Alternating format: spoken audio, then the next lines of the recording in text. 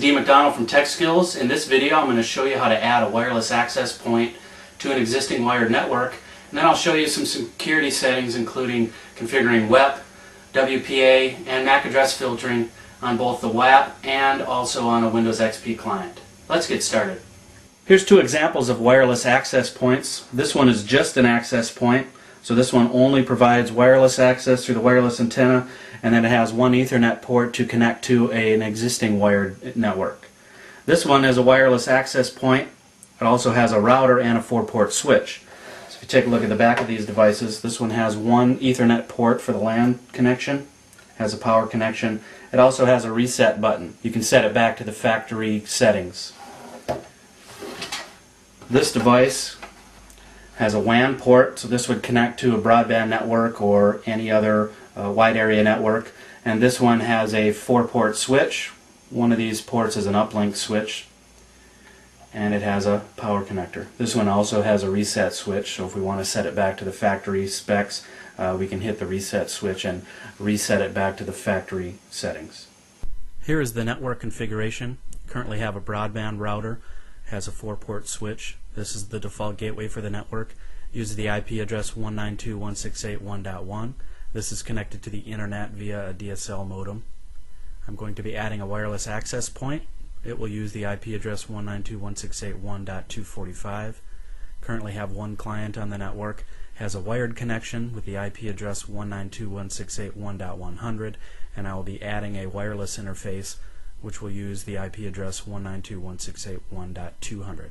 So all devices on this network will use a static IP address. I could use DHCP, but for this network scenario I'm going to use just static IP addresses and static TCP/IP settings.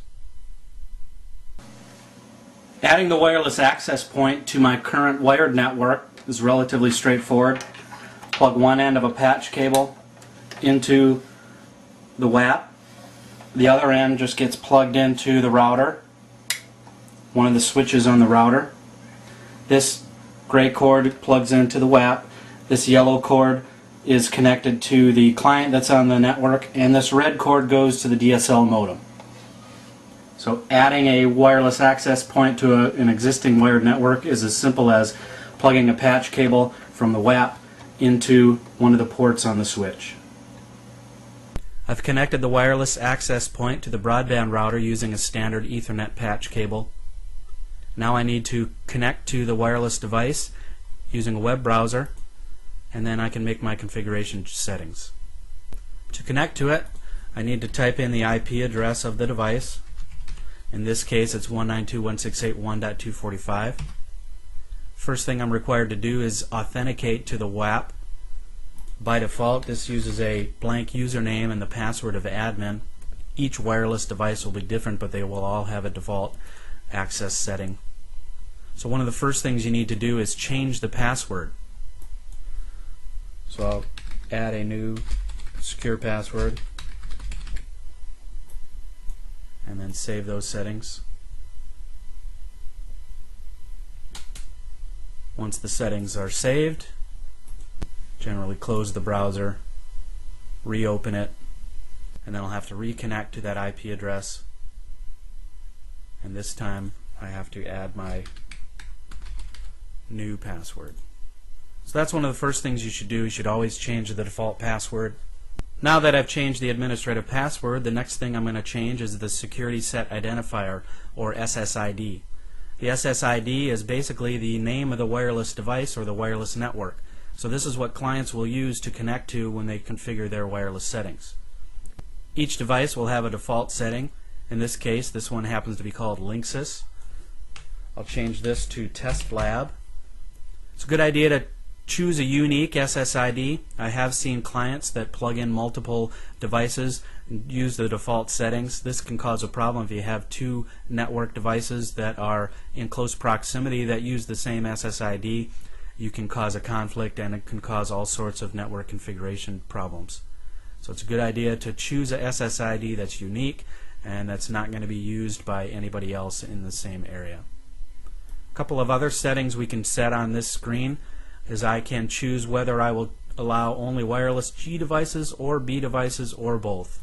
In this case, I'm going to have a mix of G and B devices, so I'll leave that as mixed. And then I can also set a wireless channel. In this case, it defaults to 6. I'll leave it as the default.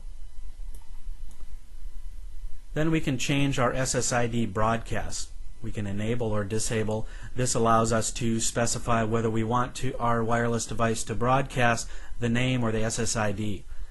It's not necessarily a security feature, but if you want to disable it, that will eliminate casual browsers from being able to connect to your network.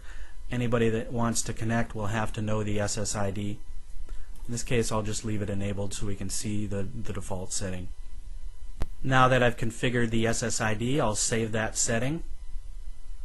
Now any wireless clients that will connect will see that name as one of the wireless networks in the area.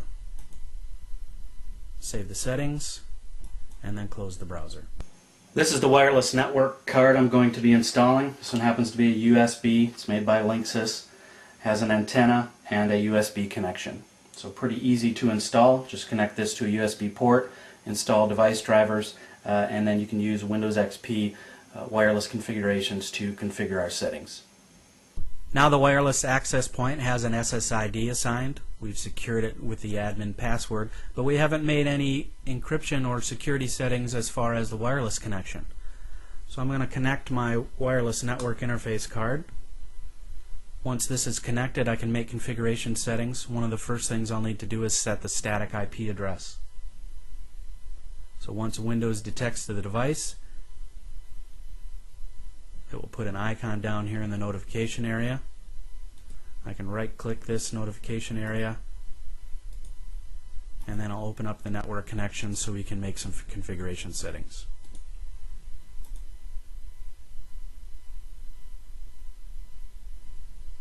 So the first thing I need to do is set the TCP/IP settings. In this case, this device is going to use a static IP address of 192.168.1.200. It will use a Class C default subnet mask, and the default gateway, if you remember, for our network was 192.168.1.1. Our router will also perform DNS for this network, so we'll configure that IP address as our preferred DNS server. Save those settings. So now our wireless network configuration is using a static IP address, and then now we can connect to wireless networks. So if I right-click the wireless connection, click View Available Wireless Networks, we can see the list of available wireless networks. Some of these happen to be secured. This one, our test lab, is unsecured at the moment. Double-click. Here it's telling me, hey, test lab is not a secure network. Are you sure you want to be able to connect? I'll just connect here so you can see what happens if you connect to an unsecured network.